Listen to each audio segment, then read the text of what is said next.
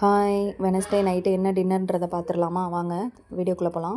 First தேவையான அளவு ஒரு 3 வெங்காயம் 3 தக்காளி எல்லாமே எடுத்து சாப் பண்ணி எடுத்து வச்சுட்டேன். அதுக்கப்புறம் ஒரு கடாயில் வந்துட்டு எண்ணெய் ஊற்றிட்டு சோம்பு, பட்டை, லவங்கம், ஏலக்காய் அதெல்லாம் போட்டு ரெடி பண்ணி தாளித்ததுக்கப்புறமா வெங்காயத்தை போட்டு நல்லா வதக்கிடணும். அதுக்கப்புறமா இஞ்சி பூண்டு பேஸ்ட்டு, தக்காளி இதெல்லாம் போட்டு நல்லா வதக்கினதுக்கப்புறம் உப்பு போட்டு வதக்கிடணும். அதுக்கப்புறமா ஒரு கடாயில் வந்துட்டு ஒரு பேனில் மிளகு, ஜீரகம், சோம்பு இதெல்லாம் நல்லா வறுத்துட்டு அதை அரைச்சி எடுத்து வச்சுக்கணும்.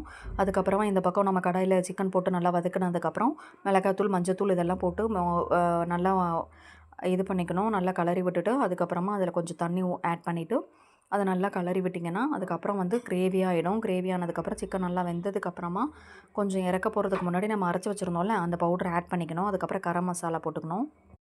மல்லித்தூள் வேணும்னா போட்டுக்கலாம். நான் மல்லித்தூள் போட்டிருந்தேன். ஏன்னா ரொம்ப சூடாயிரும் அப்படின்னு சொல்லிட்டு, மிளகும் போடுறதுனால ஓவர் ஹீட் ஆகிடும்னு சொல்லிட்டு நான் மல்லித்தூள் கொஞ்சம் போட்டு நல்லா ஆட் பண்ணி மிக்ஸ் பண்ணிட்டேன். அதுக்கப்புறம் காரம் கொஞ்சம் கம்மியாக இருந்தது. ஏன்னா மிளகுத்தூள் போட்டனாலே ரொம்ப ஜாஸ்தியாக இருக்கும். அவ்வளோதான். இது டிஃபனுக்கும் வச்சுக்கலாம், சப்பாத்திக்கு வச்சுக்கலாம், ப்ளஸ் சாப்பாடுக்கும் வச்சுக்கலாம்.